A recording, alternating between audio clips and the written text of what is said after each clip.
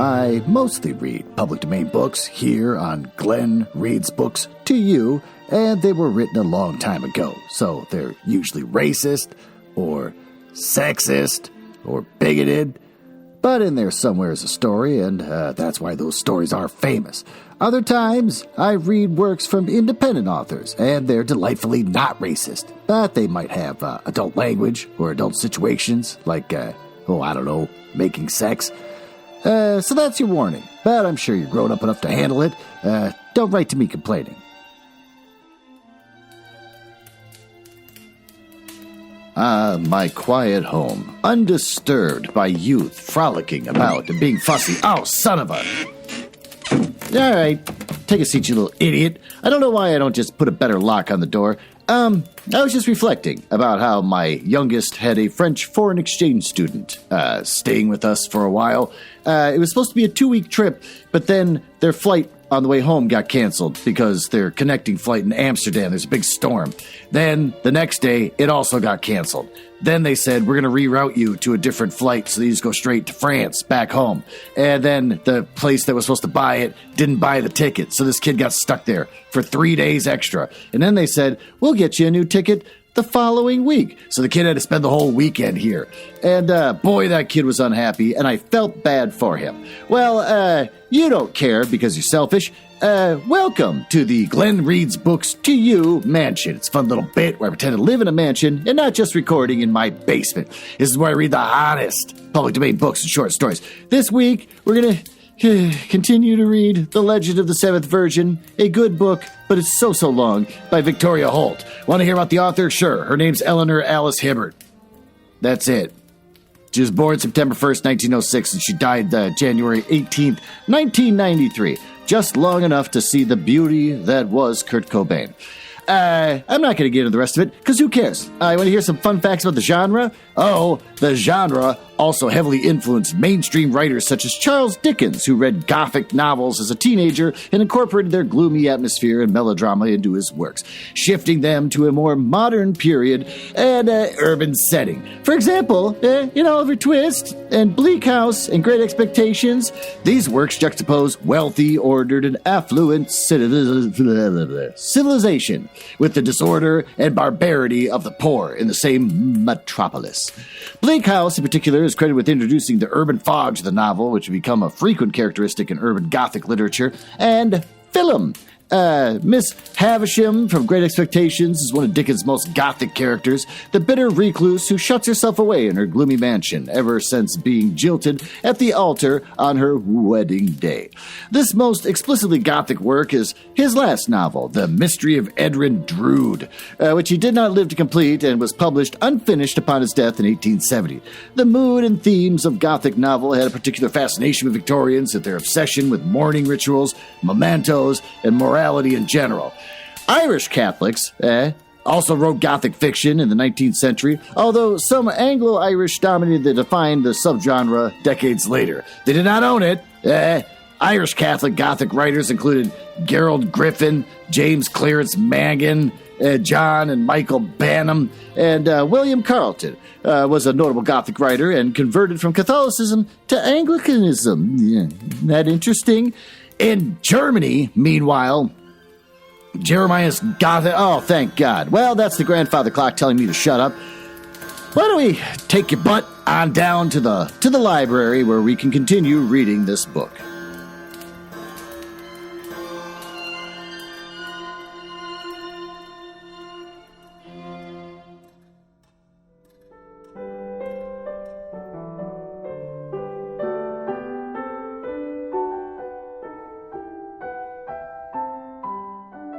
Well, there you are. You finally showed up. Why don't you take a seat? Don't worry, my Naugahyde chairs aren't wet anymore like they used to be. I figured that problem out.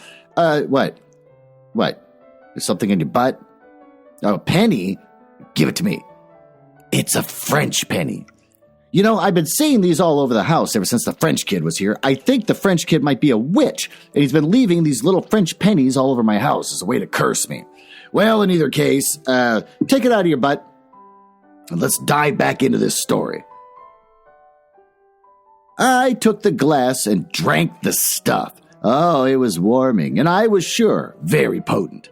That and the turf fire made my face bum. Bum? Again, this book is all messed up. Like when it says stuff, it's S-T-U-F-I and then capital F. I bought this book, and it's completely, screwed up. So my face bum, maybe that's a real term of the times, or maybe burn, I'm guessing. I knew the old woman was watching me closely. Karensa, B's girl, who must have been given the neighborhood, even as far as Doris, something to talk about, and asked my young lady to come and see old Jane. She begged me as I left. I said I would, and as I rode back to the Abbess, I was pleased with my journey. I felt certain that Judith could not bear a son, and that very shortly I should find a reason for dismissing Fanny. As I came past Larnston Barton, I saw Reuben Pengaster. Now he was standing, leaning against a gate, and in his hands he held a pigeon. I called "Good day" to him as I rode past. "Why?" he said. "It be Miss St. Larnston. A very good day to see E, ma'am." It's E apostrophe E-E. That's why I keep saying it like that. I'm not trying to be cute. I'm just reading the words in front of me. He came looping toward me so that I had to stop.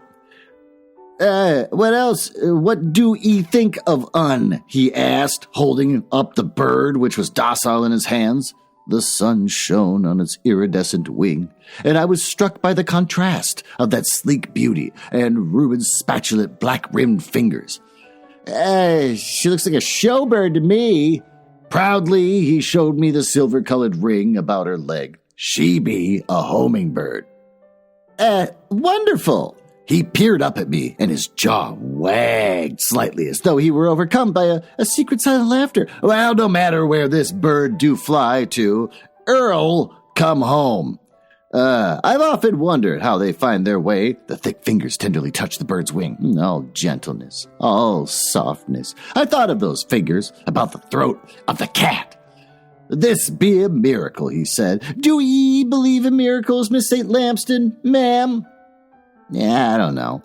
Oh, there be miracles. Pigeons is one of them. His face darkened suddenly. Our Hetty went away, he said, but ere you come back. Oh, our Hetty be a homing bird, I reckon.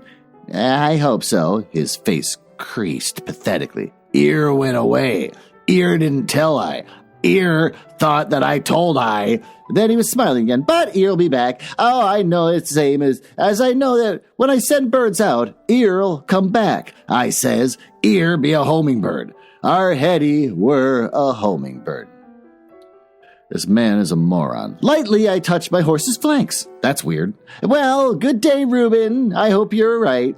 Oh, I be right, miss, I know. Pisky maze, they say I be, but I do have a little more in some ways to make up for it. Our Hetty won't stay away forever. Why is he talking like a normal person all of a sudden? That June, Mr. Pollitt had an accident when out riding. Joe took over the practice completely, and there seemed to be no reason why his marriage to Essie should be delayed. This might have been a little awkward, and I allowed it to be. If Joe had done as I wished to become a doctor, the awkward situation would never have arisen. And I could not quite forgive Joe for being the one person to stand out against me. But for him, I could have achieved all I was set out to do. Joe, however, was clearly very happy and imagined himself to be the luckiest man alive. When I was with him, I always softened toward him. The sight of him dragging his legs slightly, just slightly, as he walked, brought back memories of that terrible night and how Kim had helped me. I can already tell Kim's going to come back and then Kim's going to sweep her off her feet and ruin this entire corporate climbing that she's doing. That softened me always and let me thinking of Kim and wondering whether he'd ever come back.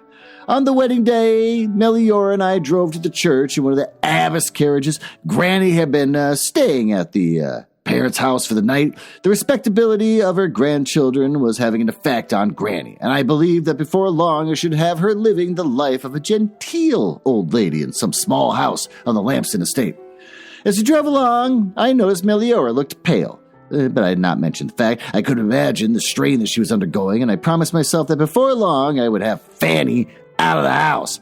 The church had been decorated for the wedding because the Potons were a highly respected family, and there was a little stir when I took my place with Meliora, for it was rarely that St. Lamston was a guest at such a wedding.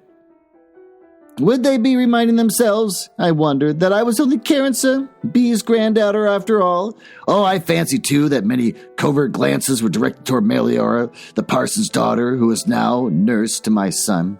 The wedding ceremony performed by Reverend Mr. Hemphill was soon concluded, and Essie and Joe came out to the vet's carriage, which was to take them back to Pollen's, where a feast was waiting for them and the guests.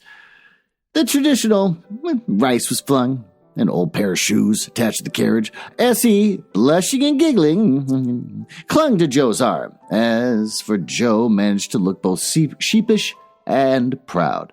I shrugged my shoulders impatiently, imagining how different this could have been if Joe had been marrying the doctor's daughter. As we drove back, Meliora watched me quizzically and asked me, what was I thinking? The night Joe was caught in the trap, I replied. He might have died. This wedding would have never taken place but for Kim. Oh, dear Kim, murmured Meliora. Oh, how long ago it seems since he was with us. Do you ever hear from him, Meliora? I asked wistfully. Well, I told you that he never writes letters. Yeah, if he ever did, will you let me know? Oh, of course, but he never will. The reception, was typical on such occasions. The guests filled the Poland parlor, living room, and the kitchen. The kitchen table was laden with food. The Poland girls must have been preparing for weeks. 68 cakes and pies, hams, beef, and pork. Oh, there were homemade wines, blackberry, elderberry, gillyflower, parsnip, cowslip, and a sloe Jim. The party would be very merry before it was over, and there were usual sly jokes, the expected comments. Several out of the men whispered in their intention to begin the shallal, without which a few weddings of our part of Cornwall were celebrated. This was a so-called band, the sole object of which was to create as much noise as possible. Pans, kettles, tea trays, any implement on which stands could be laid and to which the maximum noise could be made was brought into use. This was to proclaim to the neighborhood for miles round that two people had been married that day.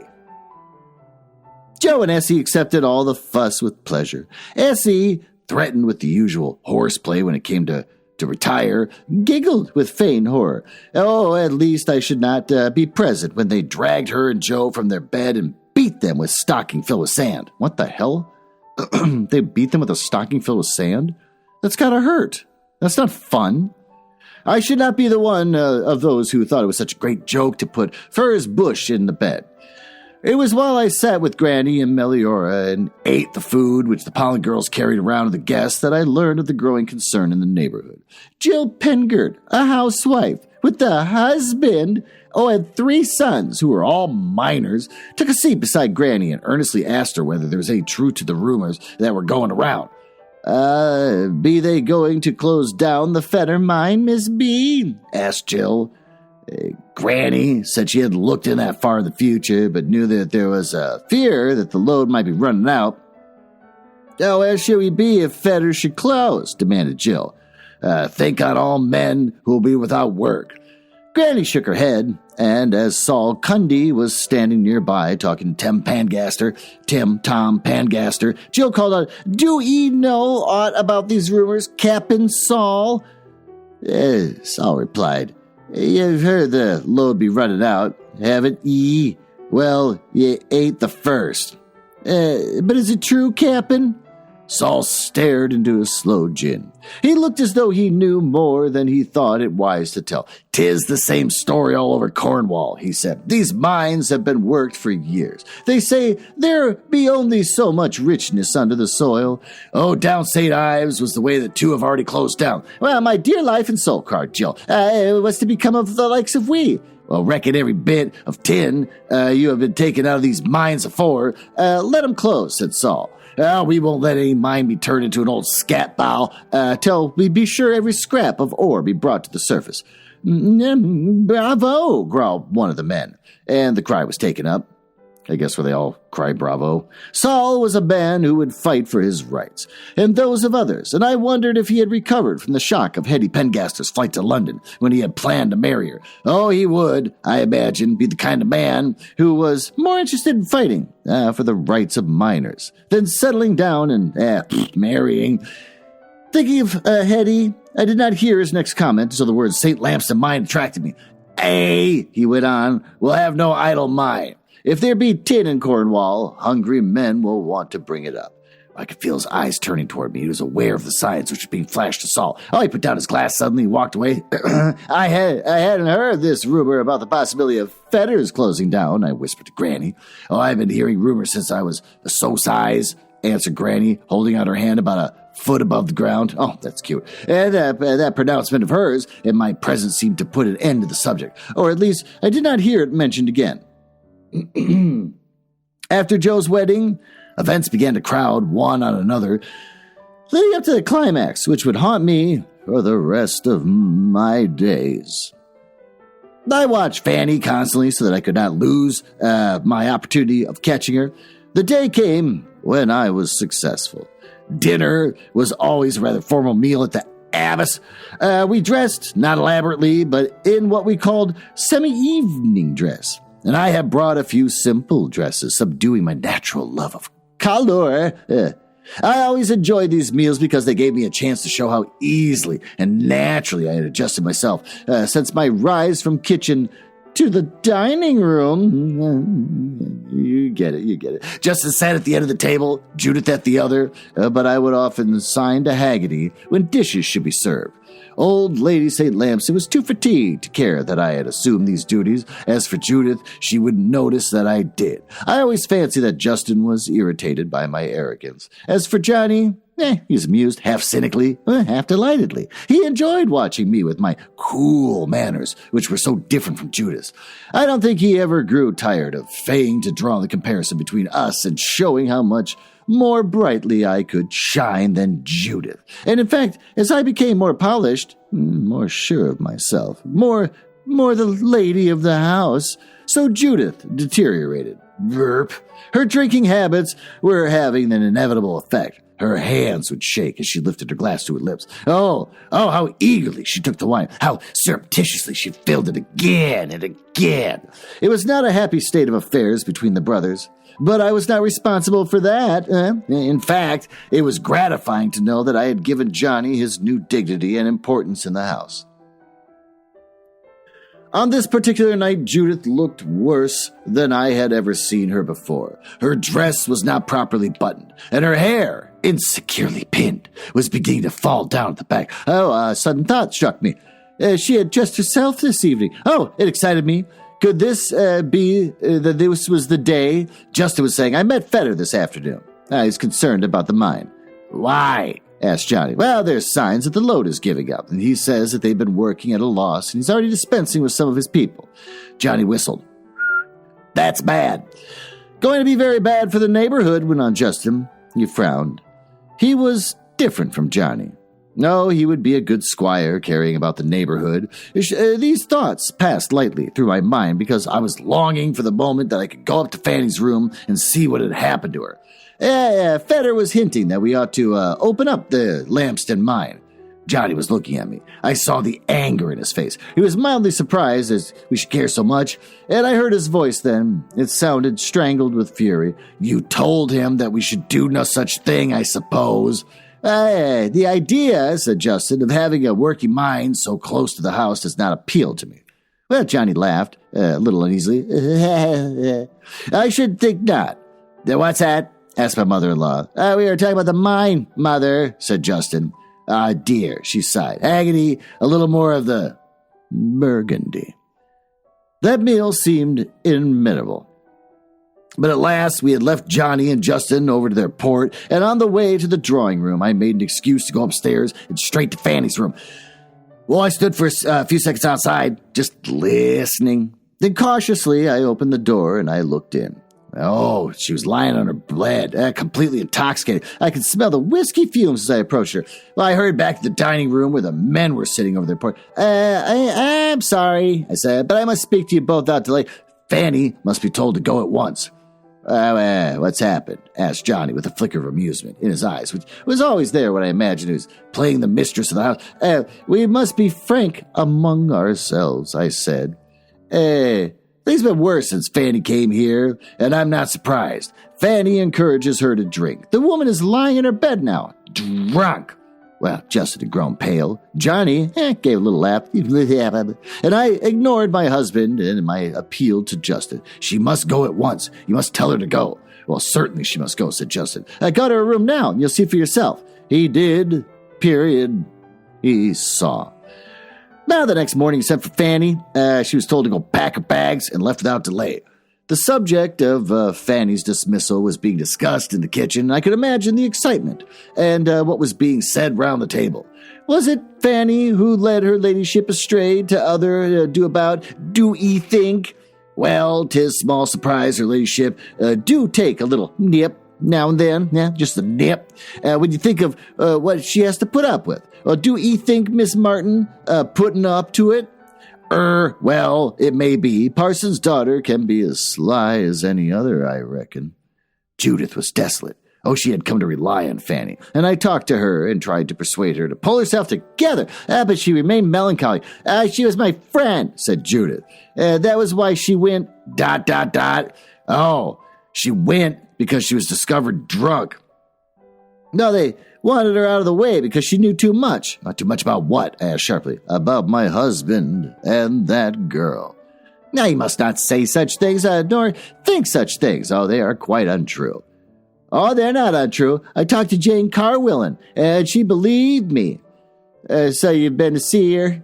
Yes. You told me to, didn't you? You told me she asked for me, and I told her how I wanted that girl. Oh, he wanted that girl. Oh, how he wished he hadn't married me. And she believed me. She said she wished I'd never married. She said she wished that we were together as we used to be. But she was glad, wasn't she, that Fanny had been dismissed? Judith was silent. Then she burst out, You're against me, all of you.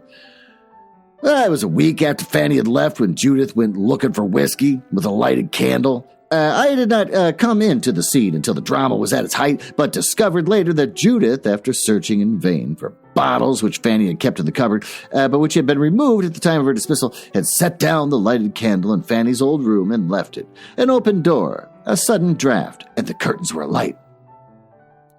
Justin was accustomed to taking lonely rides. I guess there were occasions when he wanted to be alone with his uneasy thoughts. I often wondered whether during those lonely rides he made wild plans which he knew, being the man that he was, that he would never put into execution. Perhaps he found some relief in planning, even though he knew the plans would never come to anything. Returning from those drives, I imagined that after stabling his horse, that he would walk to the house, unable to prevent his eyes straying into the window of the room, which was Meliora's. And on this night, he saw smoke coming from that side of the house, which she slept, and was more natural than she should rush into her room. Oh, she told me afterwards that she had awakened and smelt smoke, and had put on her dressing gown, was about to investigate when the door burst open. And there was Justin. Oh, and at such a moment, how could they hide their feelings? Oh, he must have embraced her, and Judith, wandering in search of her solace, came upon them, thus as she had often sought to find them. Meliora, in her dressing gown, her fair hair loose. Justin, his arms about her, caught displaying that affection for which Judith had longed so passionately.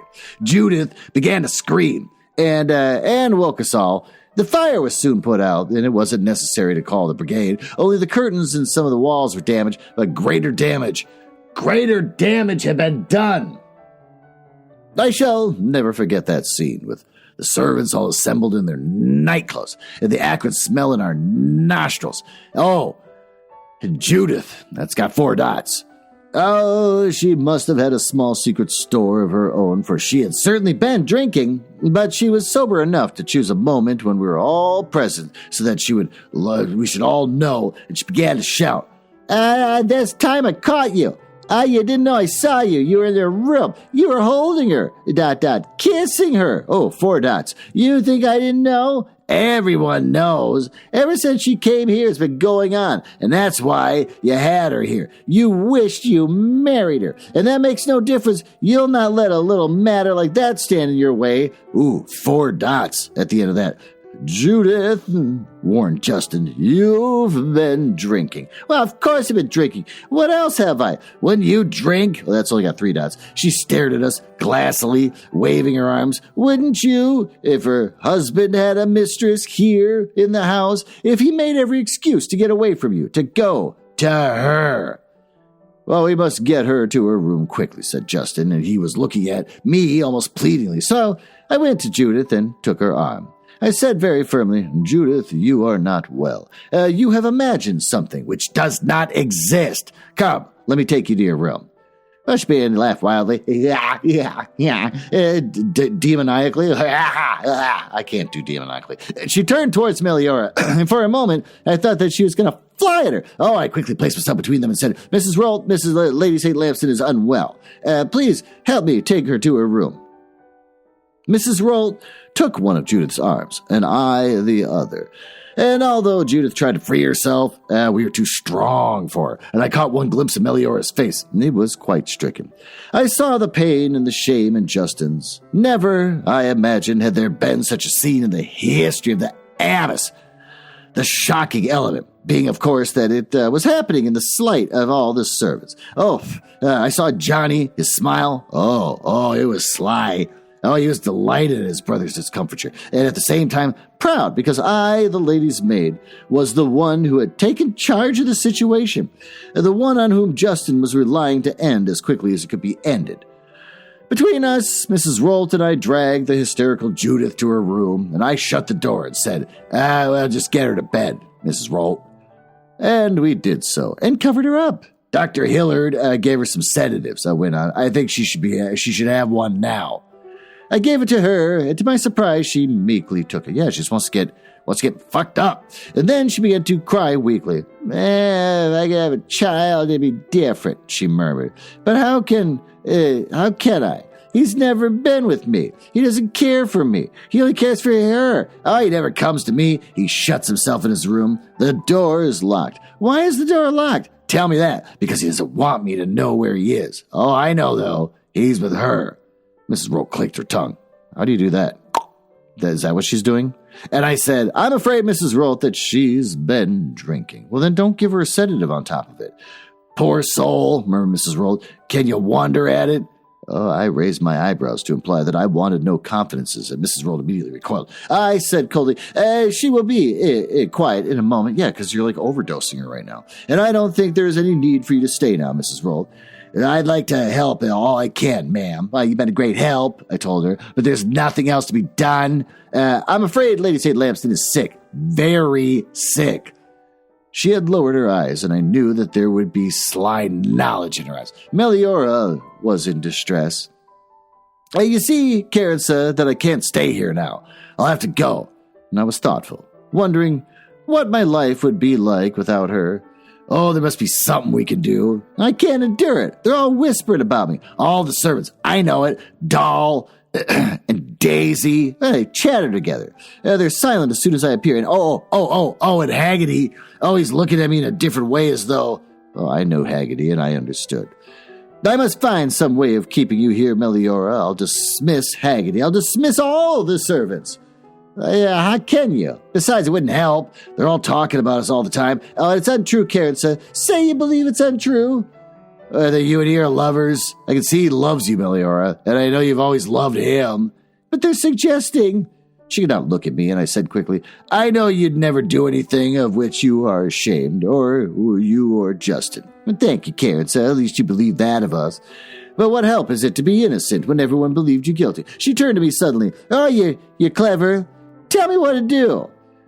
Be calm, be dignified. You are innocent.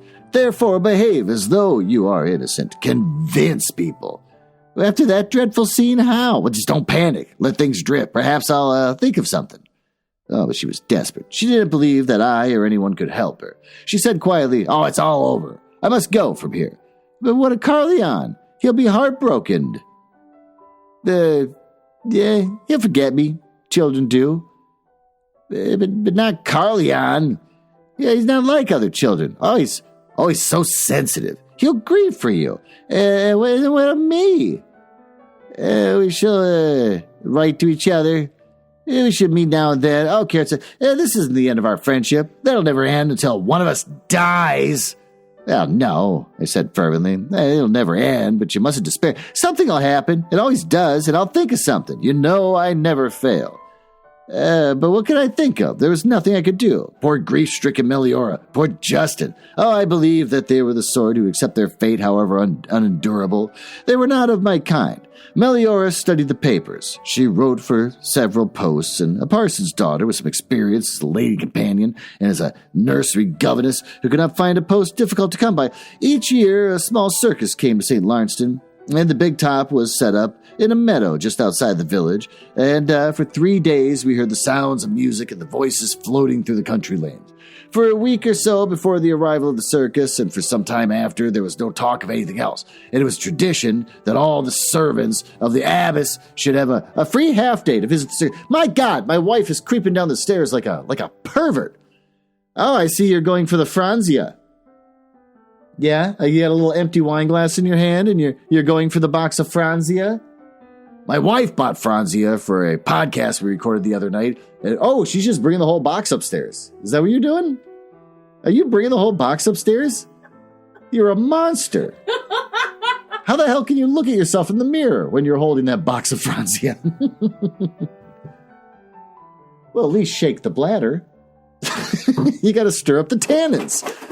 It's a Cabernet Sauvignon from Franzia that tastes like cat piss. And looks like actual goat blood. Yeah? How's it going? You hear that little pisser? Oh, I hear that little pisser. Oh, you don't have to hold down the spout. It's just there's a fly. I think we got one fly. He won't go away. We'll cover your Franzia. Oh, you're going to try and catch him now? Don't do that. I'm recording. I don't want to hear you scream. Because you hate when a fly touches you. Get on upstairs. You monster! Where the hell did I leave off? That's right. Promptly, on the appointed day, the vans came trundling along the lanes. I was never more glad of the diversion, which I had hoped would turn the conversation away from Justin, Meliora, and Judith. But that very morning, there was a letter from Meliora. She called me to her room and read it to me. Now, there was a reply from one of the posts for which she had written a revealing letter, I called it, because clearly betraying the kind of woman who had written it. She would be prepared to see Meliora, and if her qualifications and references were acceptable, give her a trial. There were 3 children in the household, and Meliora's duties, it seemed, would be to be their governess, their nurse, and their slave. All this she wanted to do for a minute salary, and she would be expected to keep to the nurseries. Her youth was against her, but for a smaller salary than the gracious lady would have paid for a more experienced governess, she might be given a trial, provided the interview was satisfactory. Tear that one to shreds, I commanded. But Karensa, she said, I gotta do something. No worse than others. Well, she sounds impossible. The most fearful snob. You'll hate it. But they're all the same, and I shall hate everything. So what difference does it make? I've got to do something, Karensa. You know I got to get away. Well, I looked at her, and I realized how much I was going to miss her, which is weird because she's also, trying to manipulate her to never get with the guy she loves. I don't know. This Karensa's turning into a monster. So she was so much a part of my life, and I couldn't let her go. You're not going, Meliora. I can't let you go. In fact, I won't. She smiled sadly. Now you become accustomed to giving orders, Karensa, but I've come to an end. I've got to go. Since that awful night, I can't stay here. And when I met Haggerty in the stairs this morning, he barred my way. It was awful. And the way he looked at me, his fat hands. I pushed him away and I ran. But that's not the end of it. It's the same everywhere. Tom Pengaster at the back door for Doll. And the way his eyes followed me. I saw Reuben in the lane, his jaw wagged as though he were laughing secretly. Don't you see? Well, I knew then how desperate she was, and she had made up her mind, and I wasn't going to find it easy to stop her going. Meliora would go out of my life as Joe had gone. Meliora was important to me. Hey, you can't go, I said, almost angrily. You and I belong together. Not anymore, Karensa. You become more respectable married woman, whereas I... I remember for a moment even now the silence in the room and the sudden roar of the caged lion as a circus cavalcade passed through St. Lamston. Oh, it was a moment of uneasiness. Life was not moving as I wanted it, and I could not bear to lose Meliora. She was part of my life. Every time we were together, I was aware of the change in our positions, compared the past with the present, and I could not help but feel satisfaction in Meliora's presence. Yet, at the same time, I deplored her unhappiness. I was not all bad up to that time. Something will happen to stop this, I said, clenching my fists. Something would happen, and I was sure of my power to control her fates. Meliora shook her head, heartbroken. She was passively accepting hers. Carleon came in with Doll, who had taken him to the end of the lane to see the cavalcade. His eyes, were brilliant. His cheeks and scarlet. And I could never look at him without marveling at his beauty. Mama, he said, running to me and throwing his arms about my knees. I've seen the lions. And I picked him up and laid my cheek against his, and I thought, oh, what does anything matter while I have him? But all was not well with him. He withdrew himself slightly to peer anxiously into my face. Mama, he said, I saw an elephant. 2 elephants. Oh, that is lovely, my darling. He shook his head. I understood. When I took him to the nursery, he went straight to his toy and knelt down beside it. He put a cautious finger on the black boot buttons and said, You got your eyes on Nellie. He gave the little toy a push, and it rolled across the floor until it reached the wall. Then he turned to me, and the tears were streaming down his cheeks. Nellie's not a real Nellie fan, he sobbed. Meliora had written asking for an interview, and I was certain that if he went, she would get the post, for her prospective employer would pay her less than was usual to congratulate himself on having acquired a parson's daughter. The servants seemed absent-minded, and I could hear them continually whispering and giggling together. Oh, Mrs. Salt and her daughter seemed excited, and the circus brought strangers to the place, perhaps. Well, there was an added thrill for them. In this case, Miss Terrible Mr. Salt might be among them. Haggerty would accompany Mrs. Holt. Doll would go with Tom Pengaster, and perhaps they would let Daisy go with them.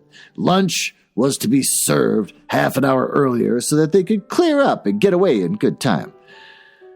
Johnny had gone to Plymouth, as he said, on estate duty. Justin rode off alone immediately after luncheon, and I had always spent part of the afternoon with Carleon and Meliora. Had a few hours of freedom, and when I saw her come downstairs in her riding habit that afternoon, I guessed that she was meeting Justin.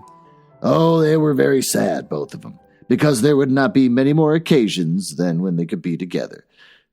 Burp. Meliora, I said, I hope Justin will persuade you not to go. She flushed in those moments, looked very lovely. He knows as well as I do. God, I hate that I bought this book. I guess he knows as well as I do, but it got a VIRS. I hate this, she answered. This is the only way. She pressed her lips firmly together as though she feared the suppressed sobs would escape while she hurried past me. I went straight up to the nursery where I found Carleon talking about the animals. I had told the servants not to mention to him that they were going to the circus because I knew that he would want to go too. And I was afraid of the circus, afraid that he might be harmed in some way. So many unclean people who might give him some disease. He might get lost. And I could picture 100 mishaps. Perhaps next year I'll take him myself, I thought. We went out to the rose garden where old Lady St. Lamston was sitting in a wheelchair. She had been suffering from rheumatism in the last months. And used the chairs a good deal. Last year or so, it brought great changes in this house. Her eyes brightened at the sight of Carleon. And he went straight to her and stood on tiptoe as she bent creakily forward to receive his kiss. I sat on a wooden seat near the chair where Carleon sprawled out on the grass, absorbed in the progress of an ant, which was climbing a blade of grass. Moron. While he played, my mother-in-law and I talked desultory. Oh, this wretched circus, she sighed. It's been the same for years. My hot water was 5 minutes late this morning and my tea was cold, I told Mrs. Holt. And she said, oh, it's a circus. My lady, remember, when I was first married," and her voice trailed off, as it often did when she started some reminiscence, and she'd be silent while she relived the past in her thoughts, and I wondered whether her mind was beginning to fail as her body was. It's one of the great days in their lives," I remarked. "The empty house, the servants, quite impossible," her voice quavered. "Fortunately, it only happens once a year. Everyone gone. Just everyone. Not a servant in the house. If anyone should call, no one will. Everyone knows it's the day of the circus. Karensa, my dear. Judith." "She's resting." Resting. That's a significant word. We used it when we meant to imply that Judith was not quite presentable. When visitors called, we would say, "She's a little indisposed, she's resting." And her condition had improved since the departure of Fanny, and it was true that she was drinking less. But there was a continual craving, which seemed to be turning into a madness. And when her mother went out into the moors and danced by the moonlight, was it because she was drunk? Was it, as Jane Carwillan had said, that drink was the monster that haunted the Derice family? Well, we were silent, each occupied with our separate thoughts. Suddenly, I noticed that Carleon had stretched out on the grass, his little body shaking with sobs. I went over to him at once, picked him up. "What is it, darling?" I asked. He clung to me. It was some time before he could speak. "It's Nellie," he said. "I was a wicked one." I smoothed the thick hair back from his forehead and murmured endearments, but I couldn't comfort him. I didn't like her any more because she wasn't a true Nellie Fant. "And you like her again?" "She's Nellie," he said. "And she'll be happy now you like her again." "She's gone." "Gone?" He nodded. "Where?" I asked. "I don't know. But, darling, if she's gone away, you must know where. I looked, and she's gone. I told her she wasn't a true Nellie fan." "She's in the nursery waiting for you?" He shook his head. "I looked. She wasn't there. She's gone right away. I didn't see her anymore, and I said she wasn't a true Nellie fan." "Well," I said, "she isn't." "Yeah, but she's crying, and I don't want her anymore, and I wanted a true Nellie fan." "Oh, good. He's a spoiled brat. This is not going to work out well for her in the end." "And how do you want her?" "She's my Nellie. Even though she's not a true Nellie fan, I just want Nellie to come back, and she's gone." I rocked him in my arms. Bless his tender heart, I thought. He believes he has hurt poor Nellie, and he wants to comfort her. "I'll go and find her," I told him. "You stay here with Grandmama. Perhaps she'll let you count her chameleons." "What, really? Chameleons for real?" One of the greatest, there's like spelling issue with this book. One of the greatest pleasures was examining the stone necklace which my mother-in-law invariably wore during the day. It was composed of chameleon stones. I'm looking this up. Nothing on Wikipedia, nothing on translation, nothing on dictionary. I have no idea what I'm reading.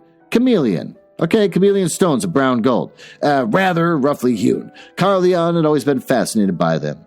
He brightened at the prospect, and I put him on my mother-in-law's lap, and he smiled, for the counting of the chameleons was, I believed, a great pleasure for her as for him. She would tell him about the necklace, and how her husband had given it to her, and how his mother had given it to him for his bride, and it was a St. Lawrence necklace, and the stones themselves had been found in Cornwall. I left Carleon considerably comforted, listening to his grandmother's sleepy voice recounting the history, as she had many times before. He, watching the movement of her lips, telling her when she used a word which she had not been in previous tellings, and as soon as I entered the abyss, I tell myself now I felt an odd foreboding. But perhaps I imagined that afterwards. Yet I was very susceptible to what I called the moods of the house. The house was a living thing to me. Oh, it always had felt my destiny was wrapped in it, and it certainly was that afternoon. Oh, such a silence. All the household away. It was rare that there was not some servants present. But that is the special day of the year when it's agreed that all should be absent. Only Judith would be lying in her room, her hair tousled, her face already bearing that misshapen, vague look of the dipsomaniac. I'm moving on with my life. And the eyes a little bit bloodshot. I shivered, although it was a warm afternoon. I longed to be out in the rose garden with my son. I smiled, thinking of him sitting on St. Lamson's lap, his eyes close to the chameleon stones, perhaps tracing the streaks in them with a plump finger. My darling child, I would die for him. And then I laughed at the sentiment. Oh, what use would I be to him, dead? He needed me to plan for him, to give him the life in which he was worthy. Did I sense in him already a softness, a sentimentality which might let his heart rule his head? Oh, how happy he would be when I put his toy elephant in his arms, and together we would explain that he loved her still, and the fact that she was not a true elephant was unimportant. And I went along first to the nursery, but the toy was not there. I had seen him with it that morning, and I smiled, remembering how he had dragged it along in a dejected sort of way. Poor Nellie. Oh, she was a disgrace. When did I see him? It was when Meliora had brought it to my room and out on their way out. They had gone together along the corridor and down the main staircase, and I followed the direction, guessing that his attention had been distracted and that he had relinquished the strap and left the toy somewhere on the way, and I would descend the stairs and go out in front of one of the lawns where he had been playing that morning.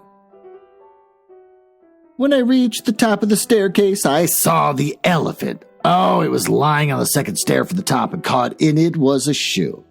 I went closer. A high-heeled shoe caught in the cloth of the elephant's coat.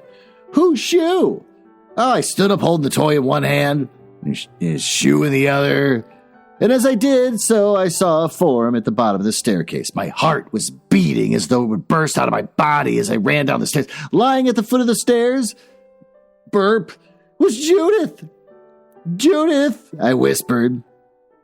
I knelt beside her. Oh, she was very still. She wasn't breathing, and I knew that she was dead. It seemed now that the house was watching me. There I was, alone in it, with death. In one hand I held the shoe, and in the other, the toy elephant. I could see it all so clearly. The toy laying at the top of the stairs, Judith coming down, slightly tipsy, and not seeing the toy. And I could picture her stepping on it, her heel catching in the cloth, all her balance lost, in the sudden descent down the great staircase, which I had mounted once so proudly in my red velvet dress, down to death. This because my son had left the toy on the stairs, a death trap innocently set. Oh, I closed my eyes, and I thought of the whisperings. The little boy was responsible for her death, in a manner of speaking, and it was a sort of story they loved, that lived on for years. Oh, and he would know it. And he would, and even though no one could say it was his fault, it could cloud his happiness to know that he was responsible for her death. Why should his bright future be clouded because of a drunken woman who had fallen down the stairs and broken her neck? The great silence of the house was unnerving. It was as though time had stopped, and the clocks had stopped, and there was no sound whatsoever. Great events had taken place within these walls over the centuries. Something told me that I was now facing one of those occasions. Then time seemed to begin again, and I heard the ticking of the grandfather clock as it knelt down by Judith. There is no doubt that she was dead. I laid the shoe on the stairs, but I took the elephant back to the nursery and left it there. No one was going to say that Judith had died because of my son's action. Then I ran out of the house as fast as I could to Dr. Miller's. His death in the abyss, hushed atmosphere, the blinds drawn shut out of the sun, the servants creeping about on tiptoes, speaking in whispers. In that bedroom where I had so often dressed her hair, Judith lay in her coffin. The servants hurried past the closed doors, eyes averted, and I was oddly moved to see her lying there, in the white frilled cap and the white nightdress, looking more at peace than she ever had in life. Justin shut himself in his room and was seen by no one. Mrs. Holt took up trays to his room, but she brought them all down again, the food untouched. There was a grim look about her mouth, and I guessed that it was the kid. She said, it's on his conscience, poor lady. Can you wonder at it? They all would agree because of their unwritten law that the dead were sanctified. The events of that day stand out clearly in my mind, and I remember running along the road in the hot sun, finding Dr. Hillard asleep in his garden, a newspaper over his head to protect him from the sun, blurting out that there had been an accident, and going back to the abyss with them. The house was still silent, the shoe lay on the stairs, but the elephant was in the nursery. Oh, I stood there beside him as he touched his poor face. Ah, this is terrible, he murmured. Terrible. Then he looked up the stairs at her shoe. She's been drinking, he went on. I nodded. He stood up. There's nothing I could do for her. Would it have been instantaneous? I asked. He lifted his shoulders. I think so. No one heard her fall. And I explained that the servants were all at the circus, and it was the one occasion of the year where the house was empty.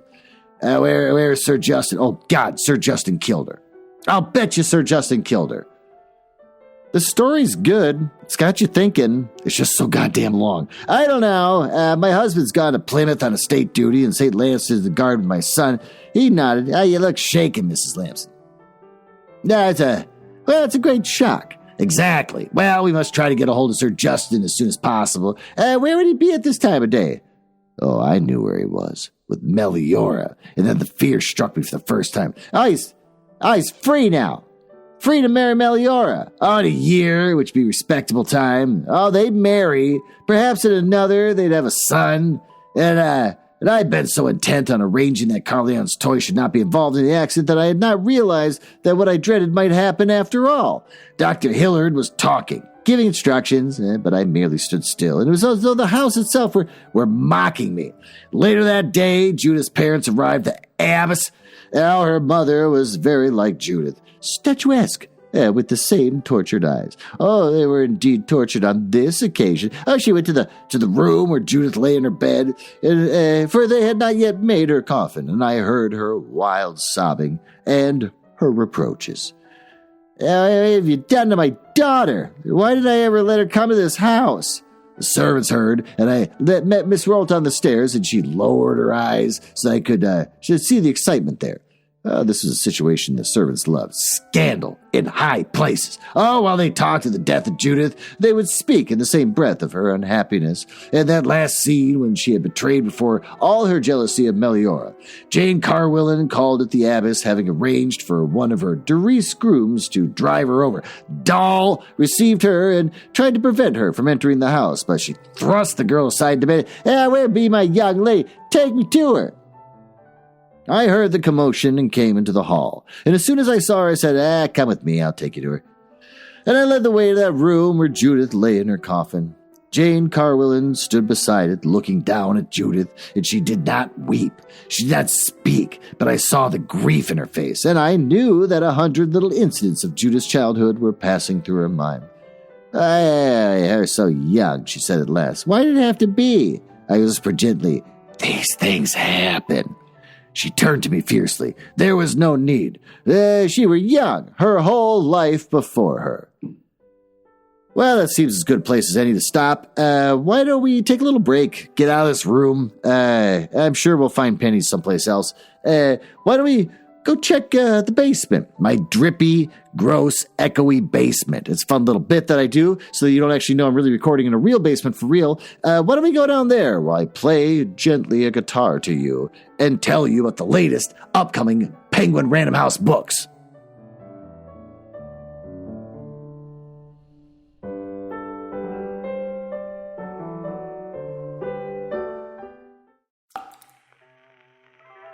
Oh, there you are. You made it. Great. Why don't you get yourself here and try to stand not under direct drips. There's a lot of them. For some reason, the upstairs is really wet. I'm thinking it's all the pumpkin juice from Halloween that was covered all over all my library books and my chairs and stuff, kind of seeped into the floor, and now it's just dripping into the basement.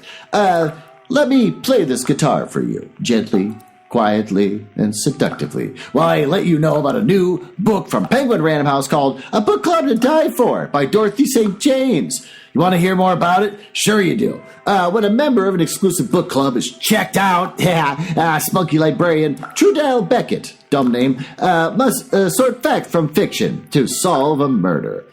The Cypress Elite Society is one of the town's oldest and most exclusive clubs. When the assistant librarian, Trudell Beckett, is invited to speak to the group about the library, its modernization, and her efforts to bring printed books to the reading public, her friend Flossie, another dumb name, invites herself along. Flossie has been on the book club's waiting list for 5 years. Oh, she's determined to find out why she's never received an invitation to join. But not long after True and Flossie, we got a nickname for True now, Trudell. Great. After the meeting, they're shocked to find the club's president, Rebecca White, more normal name, dead in the kitchen. Rebecca was a former TV actress and local celebrity, but was not known for being patient or pleasant. She's been particularly unkind to the book club's host for the evening, who also happens to be the mother of Detective Jace Bailey. That's right, Jace Bailey, True's boyfriend. And Rebecca has made it clear that she didn't think Flossie was a book club material. With her boyfriend and one of her best friends wrapped up in a murder, True has to work fast to figure out who cut Rebecca's short story before the killer takes another victim out of circulation. Oh, God, that's thrilling. It's called A Book Club to Die For by Dorothy St. James. It's on hardcover for $27, coming out November 1st. Too late, already happened. You can get it from Amazon, Books Million, Bookshop.org, Hudson Booksellers, Powell's, Target, and you know that this person who's got the cover has a cute little pictures of a couple blue couches, and there's like a little coffee table with a cat hilariously knocking over a little glass of water, because cats just love knocking over glass of waters off coffee tables. It's just a beautiful, cute, little, adorable, snuggly little cover, and you know that it's going to fit beautifully on the shelves of Walmart. Well, with that, why don't we go back upstairs and get out of this wet, pumpkin-smelling basement and finish the rest of this story.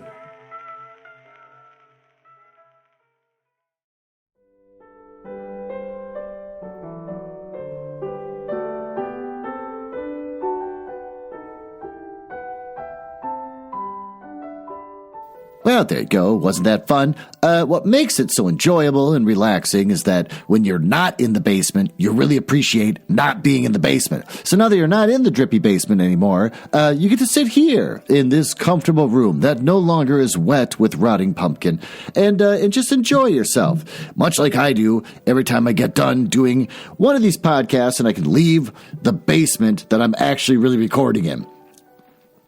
Let's get started.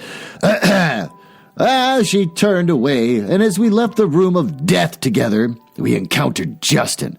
Oh, the look of hatred Jane Carwillan flashed at him startled me.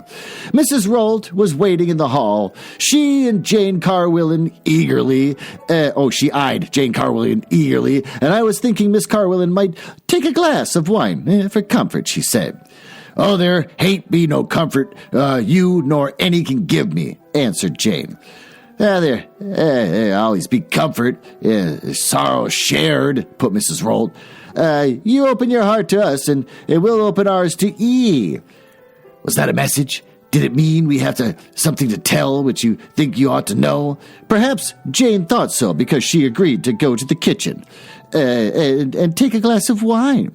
Half-hour later, knowing she had not left the house, I made an excuse to go down to the kitchens, with an S at the end, because there's more than one apparently. I knew that the servants were telling Jane about the occasion when Judith had accused her husband and Meliora of being lovers.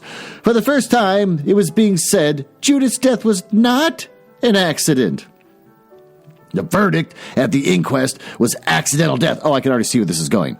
Oh, he's going to get accused of it, the husband killing the wife, but then she's going to have to give up her child, or does she? Judith, it seemed, had been in a state of semi-intoxication, and thus had missed her footing on the stairs and plunged down to her death. I gave evidence since I had found her, explaining how I had come to the house to look for my son's toy. Then I had seen Judith lying at the bottom of the staircase, her shoe on one of the lower stairs. No one doubted me, although I was afraid my nervousness would betray me. It was presumed that I was upset, which was natural. Sir Justin seemed to have aged 10 years. Oh, I could see how he was reproaching himself. As for Meliora, she looked like a ghost. Oh, I knew that she hated meeting any of the servants. She had forgotten all about the interview, which she was supposed to have had, and was too numbed by what had happened, even to think very clearly. How different she was from me. Had I been in her place, I assured myself I should have been exulting. Now, seeing the future clear before me, I should have snapped my fingers at the servants' gossip. What was there to worry about when soon one would be mistresses of the house and had the power to dismiss any of them? They would know this and adjust their attitude accordingly, but at any moment they were not sure in which turns events would take. But perhaps one of the most uneasy people in the house was myself. My son's future was at stake. He was everything to me now, and I did not care to look too closely at my own life. My marriage was not satisfactory. There was times when I disliked Johnny. I wanted children, and that was the only reason I tolerated him, but I did not love him.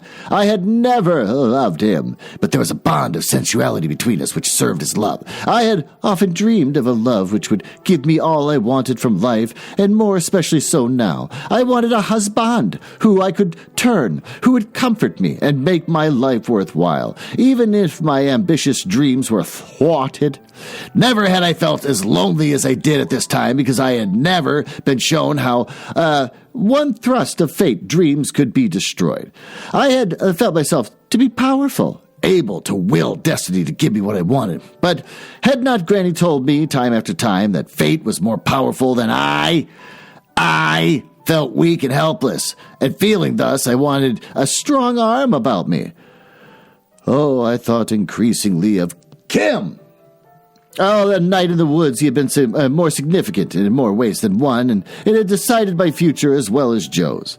In my strange and devious way, I was in love with Kim. In love, the image perhaps, but because my desires always went deep, because when I wanted something, I wanted it passionately and wholeheartedly, and I knew that was how I should love a man, deeply and passionately. And that night, when I was young and inexperienced, so I did not fully understand my feelings, I had chosen Kim, and I had gone on building his image. There was a belief in the back of my mind that one day Kim would come back, and he would come back for me. And now, because I believed I could lose all I had wanted for Carleon, I wished that I had a strong man beside me to comfort me. And it saddened me, I know we already heard you say this like 5 times, to know that a man was not my husband, and that this marriage of mine was a sordid bargain. A marriage without love. A marriage of desire on one side, so fierce that it had forced his step, and on the other, a desire as fierce, but in my case, for power and position. I waited uneasily for what would happen next, and when I began to see that fate was giving me another chance, the rumors had begun. I was aware of this when I overheard a single remark from the kitchen. Mrs. Holt had a penetrating voice. One law for the rich, one for the poor. Accidental death. Accidental, if you please. Where was he? Where was she? Bessie Cole-Turther did see them walking in Treconnan woods. Horses tethered, holding hands they were. Oh, that were days afore. Planning, maybe? Oh, and where were they when their ladyship was having an accidental death? Oh, well, don't do to ask. Don't do it, because these be the gentry. Rumors, gossip, they could grow big. Oh, they did grow. Oh, there was gossip. Endless gossip. It was too fortuitous, said the whispers. Events could not work out so neatly. Justin in love with Meliora about to go away, the sudden death of one who stood between them. Was it natural to suppose that Lady St. Lamston had an accident at precisely the right time to prevent her husband from losing his mistress? Oh, how obliging fate could be to some people. But why should this be so? Did fate say, oh, it is Sir Justin, and he must have what he wants? Fate must give events a little push to make everything come right for Sir Justin St. Larson. A little push? These were the well-chosen words. Where had Sir Justin been at the moment when his wife had fallen down the stairs? Oh, at the inquest he had explained that he had been exercising one of his horses. And he did not ask Meliora where she had been. And if they had, she would have had to reply that she too had been exercising one of the horses. I could imagine the big table in the servants' quarters. They'd be sitting around it like so many detectives. Piecing the story together. The time had been cleverly chosen. The house quiet. The servants, at the circus? Mr. Johnny away on business, Mrs. St. Larnston with her son, and the old lady in the garden. Had Sir Justin come back to the house? He had led his wife along the corridor to the top of the stairs. Had he thrown her from top to bottom? All the servants were saying it. Oh, they're saying it in the village, in the post office. Miss Pensett knew that Miss Martin had been writing letters to addresses in various parts of the country. And in view of that little scene when one of her rooms had caught fire at the Abbess, and she had been seen in her nightclothes with Sir Justin, and her poor ladyship had said just what was on her mind. Oh, there's little doubt as to what her ladyship insisted on. Miss Pensett would have had an account of the scene from several quarters. Oh, there's always Mrs. Holt, Mrs. Salt, as well as Mr. Haggerty, to lean over the counter and stare at Miss Pensett's bosom beneath her black bombazine bodice, to smile knowingly, implying that she was a fine woman. She could worm any secret out of a man who admired her as much as Haggerty did. Then there was Doll, who was there very discreet, and Daisy, who thought it so clever to imitate Doll, and hadn't the postman told her he'd taken a letter to Miss Martin with a postmark on it, which showed it came from one of the addresses she'd written to. Miss Pensett had her finger on the pulse of the village, and she could tell that the girl was pregnant almost before the girl herself knew. Oh, all the dramas of the village were of the utmost interest to her, and as postmistress, she was in a special position to be aware of them. So I knew that in the post office, people talked to Mrs. Pensett, and when I went in there, would be a hushed silence. I was regarded with more favor than ever before. I was an upstart, perhaps, but at least I was not wicked like some people. Moreover, my affairs had become secondary importance now. It was the day of the funeral. The flowers kept arriving, and the smell of lilies pervaded the house. It's like the smell of death. Now we were all dreading the ordeal as I put on my bonnet. The face which looked back at me from the mirror seemed scarcely like my own. Black didn't suit me. I had parted my hair in the center and wore a heavy knot on the nape of my neck, and a long jet earrings in my ears, and a necklace of jet about my throat. My eyes looked enormous, and my face thinner and more pale. I had been sleeping badly since Judith's death, and I had bad dreams when I did sleep. I kept dreaming of the hiring platform at Trinklet Fair and Meliora coming over to take my hand. I dreamed once that I looked down at my feet, and I saw that I had grown a cloven hoof. Johnny in his black top hat and black jacket looked more dignified than he usually did. I came and stood beside me at the mirror. "You look, regal," he said, and bending so that he did not disturb my bonnet, kissed the tip of my nose. But I laughed suddenly. Yeah, by God," he said, "there's talk in the neighborhood." And I shivered. I hated this look of complacence. Oh, yeah, he was always held up as an example, my holy brother. Do you know what they're calling him now? I don't want to. He raised his eyebrows. That's not like you, my sweet wife. You usually like to pry into everything. There can only be one reason why you don't want me to tell you, because you know already. Yes, my love, they were saying that my sainted brother murdered his wife. Well, I hope you told him how absurd that was. And do you think my words would have carried any weight? Who's saying this? The postmistress? Scandal mongers like her? Well, I have no doubt the answer to that is yes. That old vixen would repeat any scandal she can get her filthy tongue around. That's to be expected, but it's in higher places. My brother is going to find it hard to live this one down. But everyone knew she was drinking. Everyone knew that he wanted to be rid of her. But she was his wife. He repeated my words mockingly. How did that sound? She was his wife. What has come over my clever little wife? Now, Karensa, what do you think? That he's innocent. You have a pure mind. You're the only one who thinks that. But the verdict, accidental death, that covers a lot. I can tell you this, no one will ever forget. And when Justin marries Meliora Martin, which he will after a respectable interval, that rumor will persist. You know how it is in these parts. Stories are handed down from generation to generation. It'll be there forever. The skeleton in the cupboard. And no one will ever be sure when some mischievous person is going to open the cupboard door.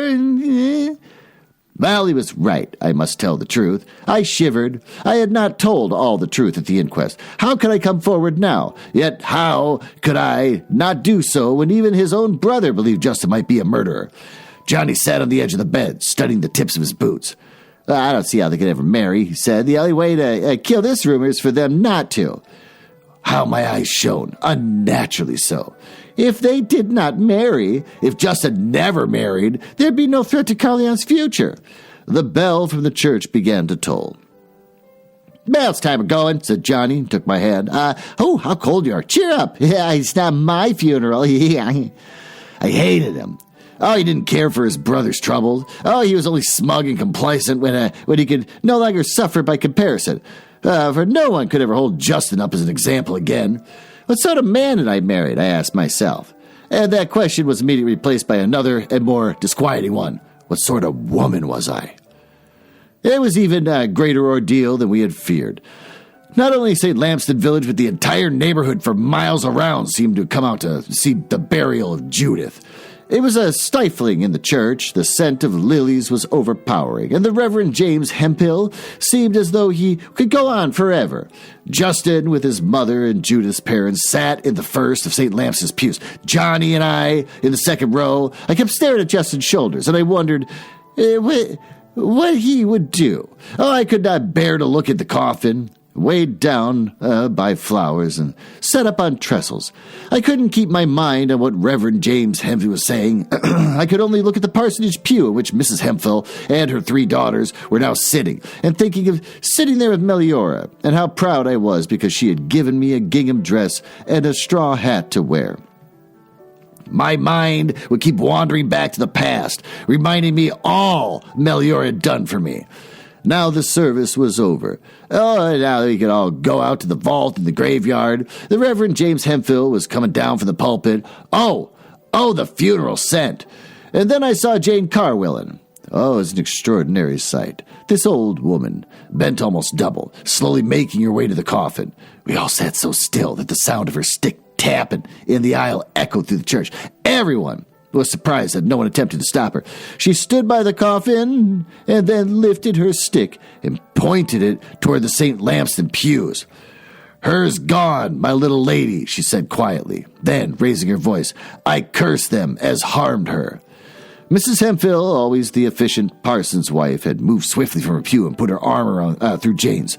I heard her voice cool, clipped. "Now come along, we know how upset you are."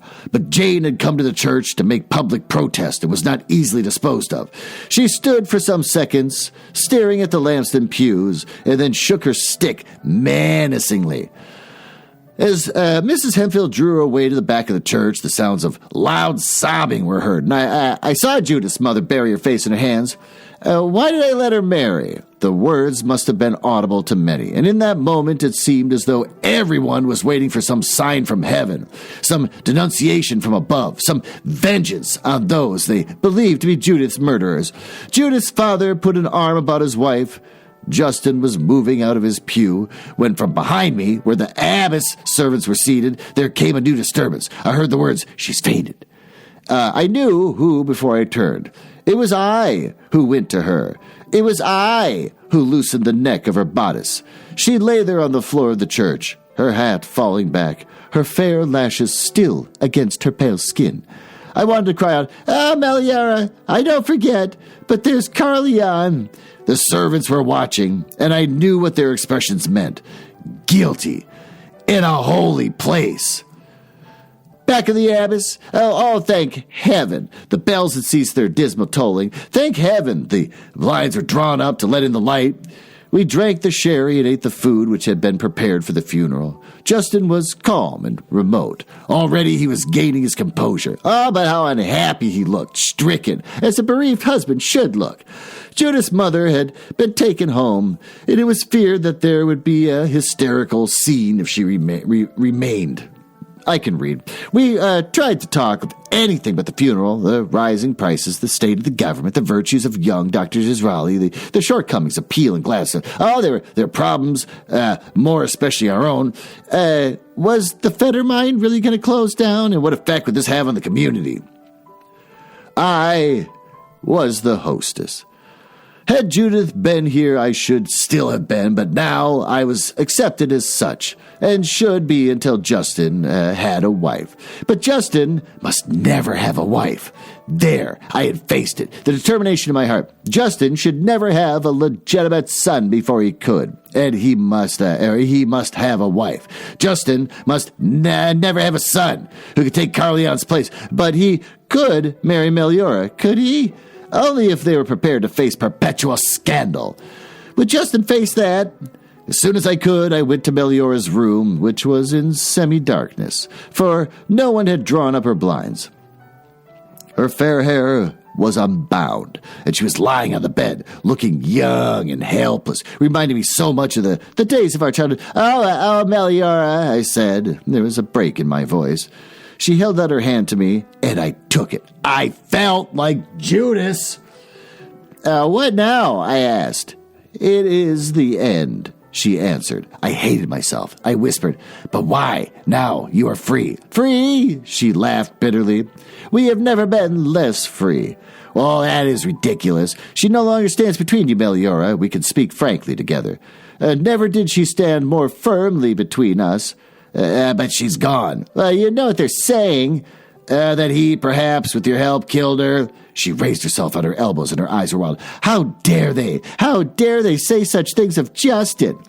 Well, it seemed as though she died just at the moment when... 4 dots. Don't say it, Karensa. You don't believe it. Well, of course I don't. I know you had nothing to do with it. I knew I could trust you. Oh, don't, Meliora, don't. I wanted to cry, and I couldn't speak for a moment because I was afraid that if I did, I'd blurt out the truth. Yeah, she went on. Oh, we've talked together. Oh, this is the end, Karensa. We both know it. But you must understand, I couldn't marry him. Don't you see that would confirm everything, at least so they would think, that there's only one way of proving that Justin is innocent? You go away? I asked. Well, he won't let me go. He wants me to stay here with you. He says you are strong and my friend, and he trusts you to look after me. Well, I buried my face in my hands, and I couldn't hide the sneer which played about my mouth. I was sneering at myself, and she must not know that. Oh, she, who had once known me so well, might know me now. He says life would be too hard for me away from here, and he says he knows what a wretched existence a governess or a companion can have. He wants me to stay here, to look after Carleon as I'm doing now, to keep you for a friend. In a time when they've forgotten, he will marry you. Oh, no, we shall never marry Karensa. He is going away. Justin's going away? There was a lilt to my voice. Justin reigning his rights. The field clear ahead of me and mine. It's the only way. He thinks it's best. He'll go east. China or India. Well, he cannot mean it. Well, he does, Karensa. He cannot bear to stay here, and that we should remain apart. Yet, he would not marry me to submit to the insults which he knows would be levied at me. Yeah, he wants me to stay with you, and in time, perhaps, you will go to him. Who shall say? And he's determined to do this. He can't mean it. He'll change his mind. Well, there's only one thing that could make him change it, Karensa. What could do that? If something could be proved. If someone had seen. But we know no one did. You see, there is no way of proving that which are innocent except this one way. By going away from each other. By renouncing what they believe we committed this crime for. Now is the time. I must confess to her. Judith tripped over Carleon's toy. Oh, he had left it there near the top of the stairs. She didn't see it. It was obvious what happened because her shoe was caught in the cloth. I took the toy away because I didn't want Carleon's action to have caused her death. I didn't want any shadow to touch my son. There was a new issue. I could clear Justin and Meliora, and they could marry. They could have a son. No, I could not. That abbess was for Carleon. Sir Carleon. Oh, how proud I should be on the day the title was his, and I had made a loveless marriage. I had fought hard for what I wanted. I had endured much. I was going to throw it away for the sake of Meliora? I was fond of Meliora, but what sort of love was hers and Justin's? Had I been Meliora, would I have allowed my lover to leave me? Would I have loved a man who could so easily accept defeat? No, a love such as theirs was not worth the sacrifice. I must keep on reminding myself of that. If they really loved, they'd be ready to face anything for each other. I was fighting for my son's future, and nothing must stand in the way. I I-E-Y-E. One can it's got its own line. A whole new line, I-E-Y. Next line. One can forget the unpleasant episodes of life for days, weeks, months at a stretch. And then some incident occurs to revive them and all the disturbing character. Oh, I was the kind of person who could make excuses for my sins, who could force myself to see the excuses as truth, and I was becoming more and more that kind of person. But truth is like a specter which will haunt you all your life and appear suddenly when you are off your guard to disturb you, to remind you that no matter how many pleasantly colored wrappings you can put over the truth, they can be discarded in a moment by one rude gesture. There I was, sitting at my bureau, planning the dinner party of the evening. Oh, the Fetters were coming. They had business to discuss with Johnny. Johnny was not pleased, but he had to invite them, and I knew very well that Johnny and business did not suit each other. My husband. There was no denying the fact that estate matters were not managed so skillfully as they had been when Justin was at the Abbess. I knew that if Johnny received letters which he found disagreeable, I thrust them into a drawer and tried to forget about them.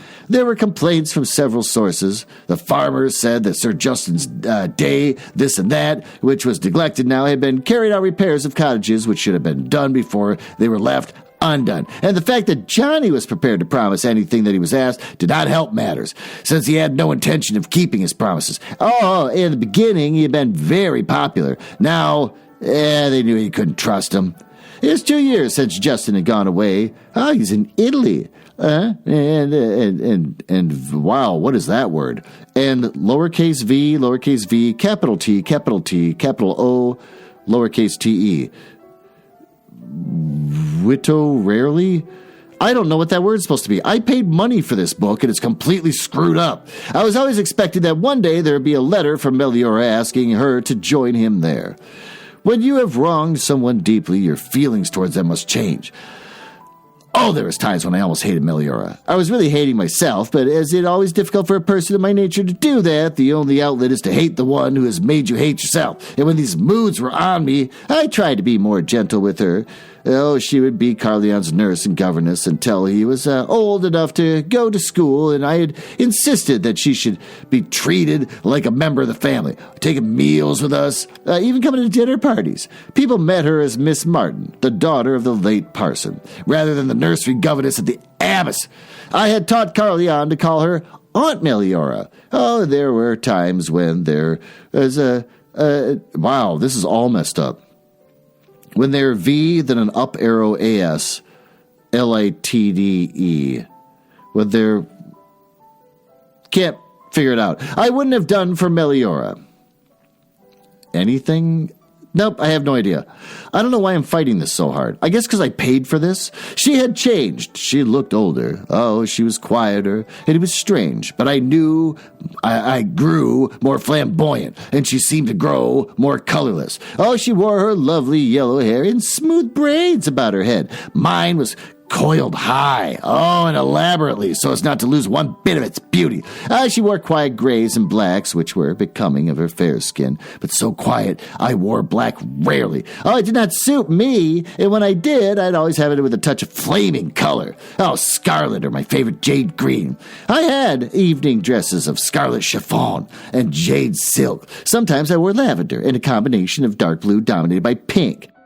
I was the lady of the Abbess now. Oh, there was no one to stand in my way in the 2 years since Justin had gone away. I had stabilized my position.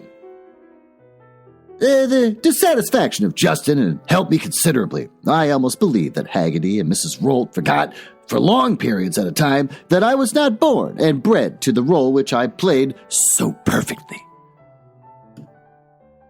Turn the page. Great. Lady St. Lawrenceston had died the previous year, quietly in her sleep. Oh, so there had been another funeral at the Abbess, but how different this from that of Judith? Calmly and conventionally as she had lived her life, so the old lady passed out of it.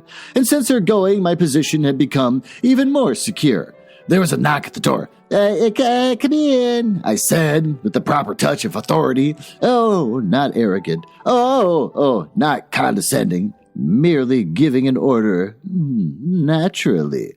Mrs. Holt and Mrs. Salt entered. Oh, ma'am, it's about the dinner tonight, said Mrs. Salt. Well, I've been thinking of it. I looked up at them, conscious of myself. White hands on the table. The pen held lightly, my wedding ring, and the square-cut emerald above. The one which was a St. Lawrenceston ring, and which Lady St. Lawrenceston had given me after Justin had gone away, on my feet in black leather slippers, showing beneath the skirt of my mauve morning gown, which was trimmed with satin ribbons. Why this whole paragraph is just bizarre to me. My hair in a chigon at the top of my head, simply and elegantly clad in the morning attire of a great lady. A clear soup, to begin with, Mrs. Salt. Then I think a soul of a sauce which I shall leave to you. Partridge or chicken, and the roast beef. We must keep it simple, because I gather from Mrs. Fetter and Mr. Fetter's digestion is giving them a little trouble. That's not to be wondered at, ma'am, said Mrs. Roll. It's all this talk about the mine. Not that I suppose they got much to worry about. Them Fetters reckon they've been feathering their nests all this time. But have you heard, ma'am, if it be true the mine is closing down? I've heard nothing, I said coolly, and turned to Mrs. Salt. A souffle, I think, and let us have apple pie with cream. Very good, ma'am, said Mrs. Salt. Mrs. Roll put in, Haggerty, we're wondering about the wines, ma'am. Oh, you should see to it that Mrs. Lamston, about the wines, I replied. Well, ma'am, began Mrs. Roll. I inclined my head. This was one of those mornings when they were becoming too talkative, and on most occasions I would subdue them completely. I haughtily inclined my head and picked up my pen. They exchanged glances and murmuring, thank you, ma'am, and went out. I heard their voices, low, whispering as the door closed. Oh, I frowned. It was as though their prying fingers had opened a cupboard door, which I preferred to keep shut. What was it Johnny had once said about the skeletons of the cupboards? Justin and Meliora's? Well, I was ready to admit I had my skeletons, too. I tried to dismiss the memory of those two mischievous old faces, and I picked up my pen and started going through the last month's account, which Haggerty had put on my desk a few days before in accordance with my orders. Another knock. Come in. This time it was Haggerty himself. A curse on memories. I thought of his foot touching mine under the table, that little light in his eyes, which meant we must understand each other. And I paid lip service to Mrs. Rolt, but you're the only one I really fancy. I hated him when I remembered, and I must force myself to regard him as the butler merely, quite efficient if one shuts one's eyes to his shortcomings. Too much freedom with the women servants, a little bribery to the suppliers, a little adjustment of accounts so that they come out in his favor. Oh, the sort of failings might have to have with any butler. Well, Haggerty, I went on, writing just because I had remembered. He coughed, ma'am, well, now must I look up? There was no disrespect in his face, only embarrassment. I waited patiently. It's about the wine, ma'am. For tonight? Yes. You must see Mr. St. Lawrenceston about it. Ma'am, it's just that we'll have about enough for tonight, ma'am, and then... I looked at him in astonishment. Why haven't you seen that the cellar's well stocked? Ma'am, said the merchant, ma'am... the Viance a settlement. V-I, then an up arrow, A-N-T-S. I paid money for this book that is completely screwed up. I felt the faint color in my cheeks. Oh, this is extraordinary, I said. No, ma'am, there's a large amount outstanding. And you better let me see the account, Haggerty. A smile of relief touched his face. Well, ma'am, I have, what you might say, anticipated that 'tis here, ma'am, and you'll settle it. There'll be no trouble, I do assure you. I did not look at the statement he handed me. I said, such treatment is most disrespectful. Perhaps we should change our wine merchant. Haggerty fumbled and brought out another bill. Well, ma'am, in a manner of speaking, we have two, and things is the same with the both. Well, I'd always been a tradition at the Abbess that wine bills were the affair of the man of the house, although I've dealt with other expenditure since the departure of Justin. The cellar had been a matter between Haggerty and Johnny. I will see that this has Mr. Lamston's immediate attention, I said, and I added, I do not think he'll be pleased with these merchants. It may be necessary to find others, but the cellars, of course, should not be allowed to be depleted. You should have brought this matter to light before this. Haggerty's face puckered, as though he were about to cry. Oh, ma'am, I told Mr. Johnny, Mr. St. Lamston, nigh on a dozen times. Oh, very well, Haggerty, I understand. It has slipped his memory. I see that you are not to blame. Haggerty went out immediately, looked out at the wine merchant's couch. To my horror, I saw that between the two that we owed some 500 pounds. 500 pounds! Well, no wonder they refused to supply us with more until we paid. How could Johnny have been so careless? A sudden fear had come to me. What was Johnny doing with this money, which is coming from the estate? I had my allowance, which I had settled my household accounts and bought what I needed. Why did Johnny go so often to Plymouth? Far more often than St. Justin had gone. Why were there continual complaints about the estate? It was time I had a talk with Johnny. Well, that was an uneasy day. I carefully put away the wine bills, and I couldn't forget them. Those figures kept dancing before my eyes, and I thought of my life with Johnny. What do we know of each other? Well, he still admired me, and I still attracted him, not with the same passion and fire as in the beginning, and not with the abandonment which had made him risk his family's displeasure to make me his wife. But, there was physical attraction there. He still found me different from other women. He told me so again and again. What other women? I asked once, wondering what other women there were in Johnny's life. All other women in the world, he answered. And I didn't care enough to pursue the point. I always felt I must repay Johnny for my position. The fulfillment of a dream, all that had been given to me, and most of all had been given to me, Carleon, my blessed son, who, thanks to Johnny, was a St. Lamston. He could one day be Sir Carleon. For this, I must be grateful. I remembered this always and tried to repay him, being the sort of wife he needed. I don't know if that's a screw-up in the book, like many, or if that's just bad writing. I believed I was. I shared his bed, and I ran his house. I was a credit to him when people could forget my origins, and which were like a shadow, visible on some days when the bright sun discovered it, but often out of sight and out of mind. I never asked questions about his life, and I suspected that there might be other women. The St. Lamstons, with the exception of Justin, were like that. His father had been, and there was his grandfather who played a part of it in Granny's story. Johnny could lead his own private life, but the management of the estate was something he could not keep to himself. If there were debts, I must know. Now I suddenly realized how lax I'd been. The St. Lawrence estate was important because one day it was going to be Carleon's.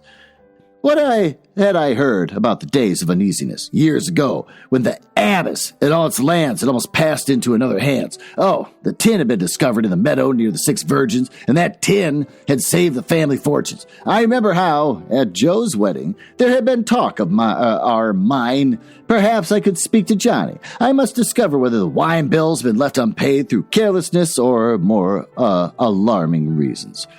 Those figures continued to dance before my eyes, jerking me out of my complacence, and I had been too content with my life. And for the last year, it had run too smoothly. I even believed that Meliora had become resigned and was not yet yearning so much for Justin. Well, once or twice I had heard her laugh, as she used to, when we were both together at the parsonage, and I had seen everything turning out as I had planned it should, and I was reconciled to Joe's lack of ambition. Granny had left her cottage and lived with the Polans now, and I knew that it was the more satisfactory arrangement, and yet I was sad in a way because she must live with Joe instead of with me.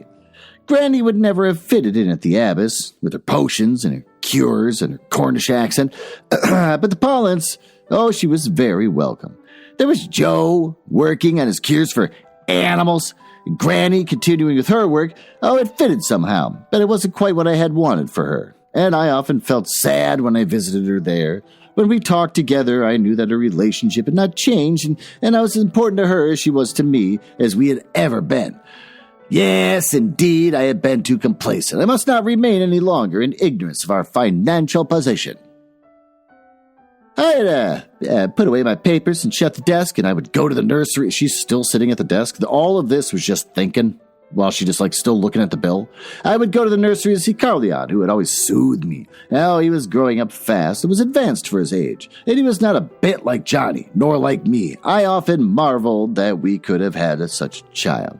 Ed was already reading, and Meliora said that he had practically taught himself. His attempts at drawing seemed to me astonishing, and he had his own little pony, which I had wanted him to ride at an early age. I never allowed him to ride without me. I wouldn't trust anyone else, not even Meliora. And I myself would lead him around the meadow, and had a natural aptitude and was quickly at home in the saddle. There was only one characteristic in him which I should have liked to change. He could be reduced to tears very quickly when he thought of something was hurt. Oh, there had been one occasion, more than a year earlier during the very hot weather, when he had come in crying because there was a crack in the something earth. B-R-O-V up arrow O-I. Bromy earth? No idea.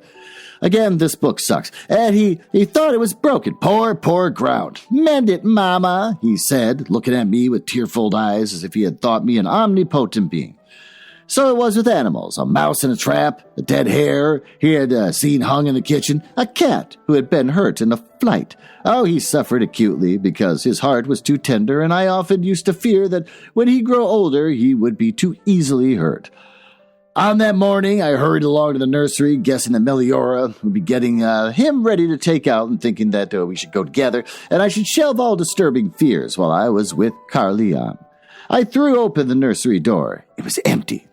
When old Lady St. Lawrence was alive, I had the nurseries redecorated, and she and I had become very friendly while the preparation was in progress. Oh, she had chosen the wallpaper together. A wonderful wallpaper. Oh, blue and white with a willow pattern. Story repeated over and over again. Everything was blue and white. Oh, a white pattern on blue curtains. A blue carpet. All the room was full of sunshine. With blue and white? When you have blue in a bedroom, it's just dark. How is this beautiful and full of sunshine? But there was no sign of Carleon or Meliora. Where are you? I called. My eyes went to the window seat, where propped up against the window was Nellie, the murderous toy elephant. And I could, that's me, not the book. I could never look at this thing without a shock. I said to Carleon, 'tis a baby's toy. Do you want to keep it? Let's find some big boy toys. He had taken it firmly from me, his face puckered in grief. I believe he fancied that the thing could hear my words and would be hurt. It's Nellie, he said with dignity. And opening a cupboard door, he put it inside as though he feared for its safety. Now I pick it up. The torn cloth had been neatly mended by Meliora, but it was visible like a scar, as if she had known. Oh, it's an unpleasant morning because too much that should be forgotten was coming back to leer at me. I put Nellie back on the window seat and opened the door under the adjoining room where Carleon had his meals. As I did so, I came face to face with Meliora. You've seen him? She said, and I noticed how anxious she was. What? Carleon?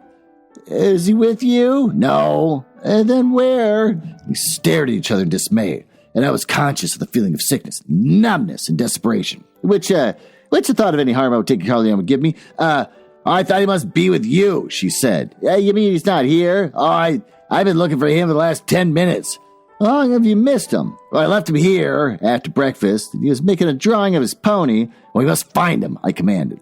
Oh, he must be here somewhere. And I went roughly past her, and I wanted to upbraid her, to accuse her of carelessness. That was because seeing the toy elephant on the window seat, it reminded me vividly of how I had wronged her. And I called sharply, Carleon, where are you? She joined me, and we had soon made sure that there was no air in the nursery. Now the dreadful sick fear was a certainty. Carleon was lost, and in a short time I had the whole household searching for him. Every nook of the abyss must be searched, every servant questioned, but I was not satisfied that they would search properly. I must search myself, so I went through the house, through every room, calling for my son to come out if he were hiding. Begging him not to fight me anymore. I thought of all the things that could have harmed him. I pictured him trampled to death by galloping corpses, kidnapped by, Romani, caught in a trap, maimed as poor Joe had been, and there I was in the old part of the house where the nuns had lived, meditated, and prayed. And I seemed to feel despair close in on me that I was shut in with grief. A horrible suspicion came to me then, that some harm had befallen my child. It was as though the spirit of the nun was beside me, that she identified herself with me, and that her grief was my grief.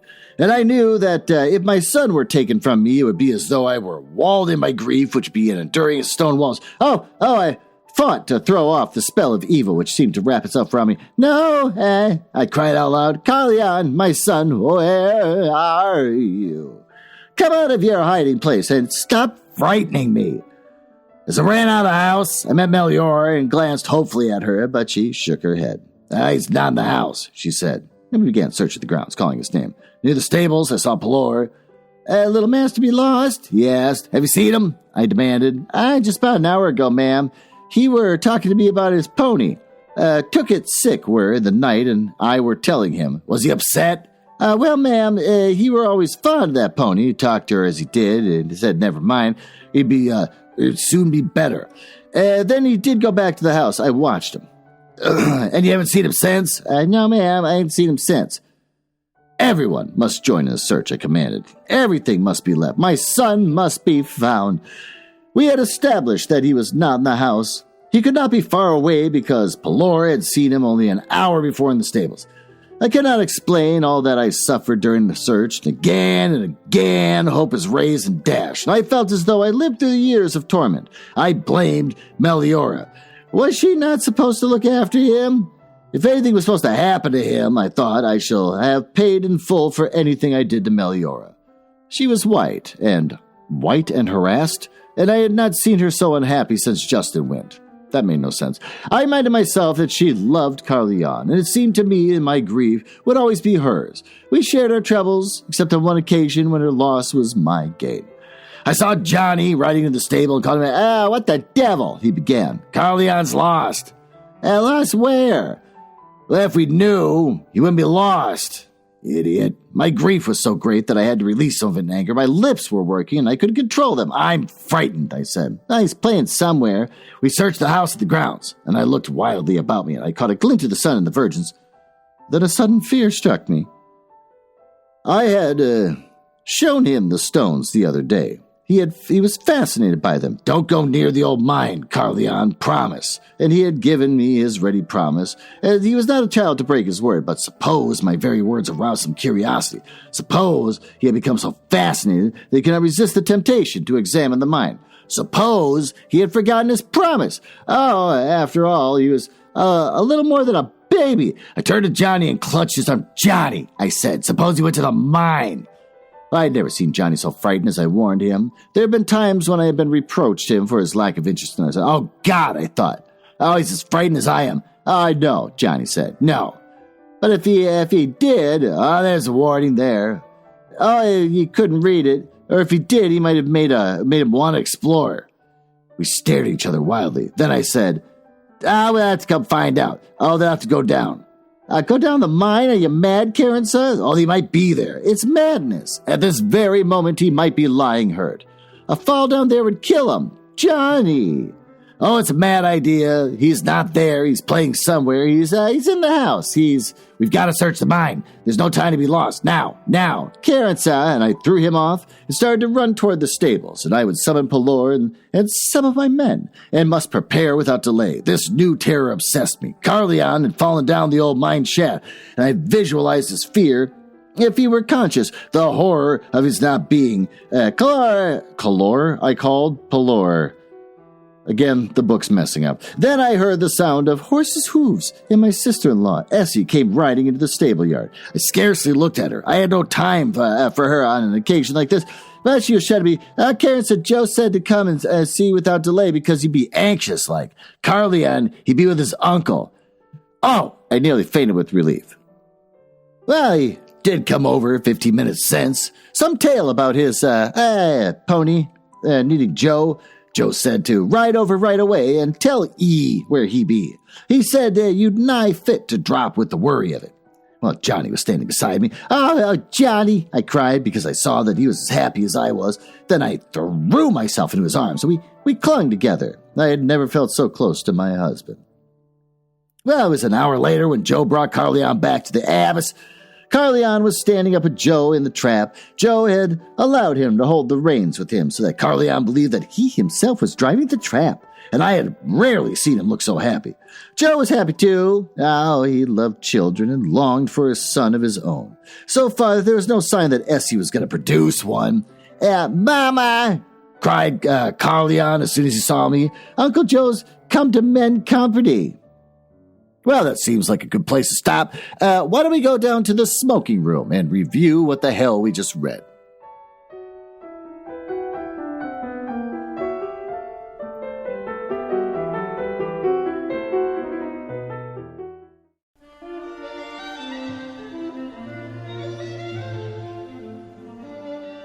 Ah, well, there you are.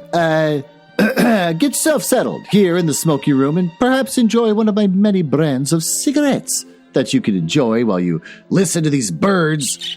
Yeah, here that my wife decided to put in the smoky room. What do we learn in this episode? Karensa realizes that she's losing control of trying to get Justin and Meliora to stay apart from each other. Judith is drinking a ton. And she has a servant, Fanny, that keeps feeding her more alcohol. Karensa works at it, has to go talk to another old lady in the town, and finds out more about this servant, and finds out, the servant's like a secret drunk, so if I can just find her drunk and get her fired. So she gets her fired, and then she spends her time trying to get Judith to get her shit together. But she's given up on life, Judith has, and just wants to drink all the time and doesn't really care about her husband anymore. I mean, she kind of does, but mainly she's just like, he hates me. I just want to be drunk until I poop myself in bed. Karensa, her brother gets married to some weird daughter that keeps floating around his work, and the dad that owns the vet dies, so he's just kind of running it now. A fire breaks out in Meliora's room, and Justin bursts in to save her. Oh, God, I'm burping so much right now. They embrace, but also everyone else in the house runs into the room to make sure everything's good, and then just sees them embracing, including drunk Judith. Meliora realizes that she looks like an idiot, so she decides to get a new job and starts putting feelers out there. Karensa feels guilty that she's sort of passively controlling Meliora's happiness from the outside and trying to get Judith to clean herself up, but she doesn't want her to go. She still appreciates that Meliora brought her into this world and just kind of wishes that Meliora just kind of fuck off with her love interest so that she could just have the only male baby in the house. So she thinks she can figure out something where Meliora can stay, but just try to keep her away from Justin. Then a circus comes to town, and the staff take off for the day to get high and make sex with carnies. Carleon sees a real elephant, which makes him hate his fake elephant, which he calls Elephant, because it's not real. So apparently he chucks it down some sort of flight of stairs. Karensa finds Judith dead on those stairs because her dumb kid left the toy there, and she was drunk and she tripped. Karensa hides the elephant so that no one thinks that her kid is a murderous idiot, and since Justin and Meliora were out exercising their horses, it looks really bad, like Justin may have set up his wife to die, so everyone thinks that he killed her. Meliora and Justin decide not to be together. They don't want people to gossip, so Justin takes off to go to, Italy for a few years. And Meliora is more or less forced to stay there and take care of the murderous idiot. Meliora's treated like family, but she's kind of all gloomy and unhappy and just doesn't take it too seriously. Karensa is getting resentful of Meliora because she knows that she's not helping them by refusing to admit her son is a murderous idiot. Karensa finds out that they haven't been paying the liquor store for a long time. So much so that apparently whoever wasn't paying it decided to go to a second liquor store, rack up more debt there, and just not pay them either. So there's some kind of embezzlement going on. And then Carleon disappears, and Karensa freaks out, makes the whole house look for him. And then Johnny shows up, and he's all worried when Karensa says that he might be hanging out in the mines. But now he's just at his uncle's house for some reason. Thoughts? Not really anything. Again, the story's good. It's really slow, but it's believable how it's getting you there. About how Karensa is just becoming more and more kind of evil and selfish. Yeah, it's believable. It's good writing. It's just so goddamn long. What about the Seven Virgins? It's literally the title of the book. She mentions the Seven Virgins every once in a while. We experienced her childhood kind of floating around the Seven Virgins and also the Walled Up Nun. When do we come back around to that crap? When does it all get the big bow on top? Well, probably not for another 400 pages. So with that, thanks for listening, and I'm sure I'll see you next week.